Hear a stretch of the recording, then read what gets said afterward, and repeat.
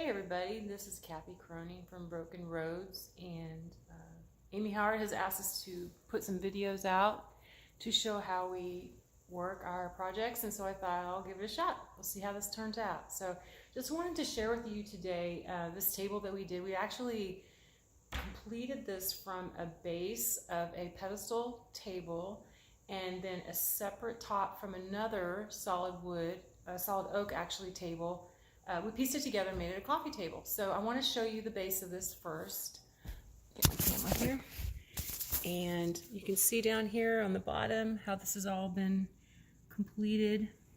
And there's been some antiquing done, a little bit of edge rub. Just wanted to kind of show you a close-up on that. And then sort of explain a couple of things that we've done for this technique.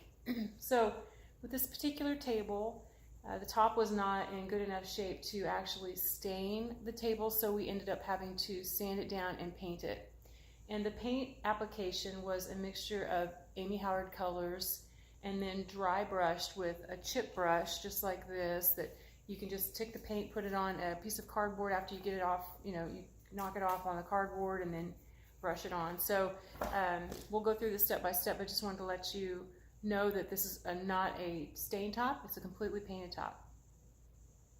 All right, the first thing that we did was we cleaned the entire piece with Clean Slate. Amy has this amazing product that you can use on any project that you have.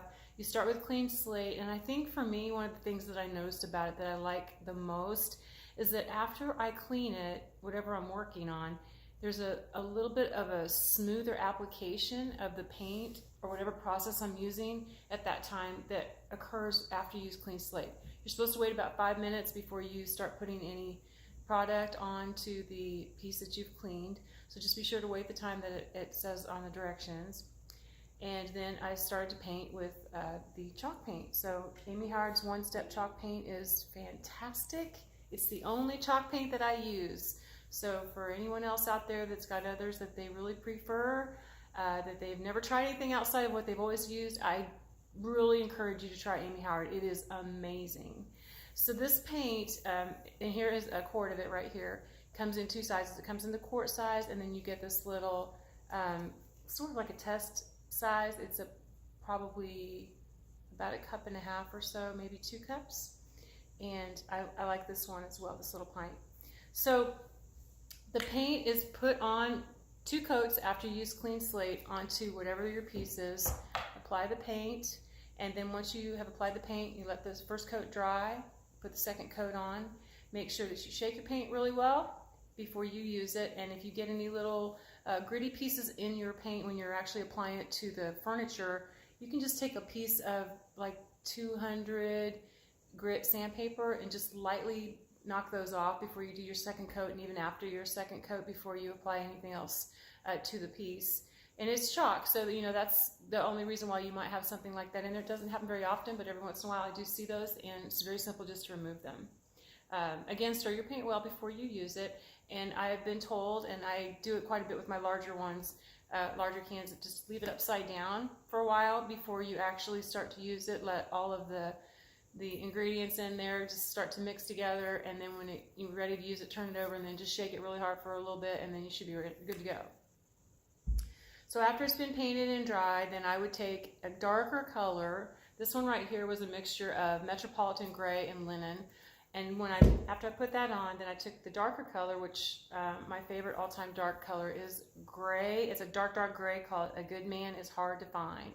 Yes, they are, and I have one of them, so I can vouch for that.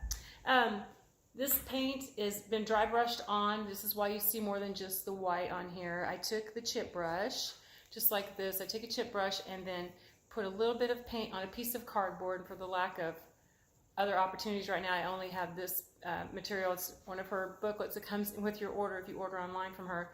But you would put some paint onto a piece of cardboard and then just gently brush your brush through it, knock off most of that paint, and then whatever's left in your brush, you just gently go around and brush it to get the desired effect that you're looking for. So with this one, I just did several colors, actually not just a Good Man, but I started with Good Man, brushed it on, and then added 2 different colors on top of that, it looks like, as well. So Windsor Brown is another one I think that I have on here, and also Spa White. So after that was finished and dried, I got everything that I wanted on here. I took the Good Man is Hard to Find. I put a little bit on a piece of paper. I rubbed my brush into it without knocking it all off and just left a little bit on the tips of the brush. And then I just slowly took it and ran it across the edge of any of the corners. And so especially down here, I'm going to pull this out again and show you. But down here, you can see where I have some darker lines. And this is just from taking paint, putting it on the brush, and then running the brush along these edges. And then fanning it out, or I can take the brush and run it like this if I like to, or, you know, just on a hard edge down and then smooth it out. But it just makes it look a little bit worn. It's only paint. I didn't knock anything off. I didn't sand anything off. Just used paint to give that look. So after that, after everything's been dried, I apologize for my palm in there. After everything's been dried, then I took Amy's Glazed Over. It's another great product that she has. I took Glazed Over and I mixed it. I put about a half of a cup into a little plastic tub, and with that I dropped in about a tablespoon or 2 tablespoons of this Good Man is Hard to Find. And after I did that, I mixed them together so it had like a faint gray look in the paint, or in the Glazed Over. I took the Glazed Over and then I just grabbed a brush. I love this brush of hers, and probably most people don't use this brush for what I did with the Glazed Over. But I took it and I ran the Glazed Over along my dried paint with the sort of dry brush strokes of the other paints on top of it, and then I wiped it off. So just to give it a little bit of a more muted look and color. And then once that was completed, then I put on a clear coat of poly. And the same with the top, only I just use darker colors. It's the same type of application process for me. And I just keep using dry brushed, knocked off with any color that I am looking for to kind of fill in some spaces or bring highlights out when I'm trying to do a top, so that it doesn't look just like a dark brown painted top. So it adds some character to it, and anything that's maybe uneven in the top, it will sort of raise that.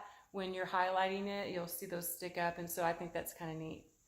Anyway, I just found this to be the most enjoyable project that I've done in a long time, because it took me a little bit out of my comfort zone. I wasn't really sure exactly how it was going to start and end, and as I just went through the process, it sort of came out to something that surprised me and actually has its own personality that I didn't expect. So anyway, I encourage you to try it. If you have any questions, you can call Amy or email Amy, text Amy. She's really good about responding. I don't know how she does it with all the things that she's got going on, but very wise woman.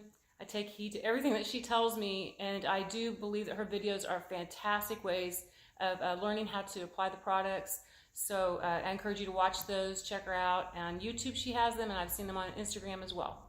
So thanks a lot, everybody, and have a great day.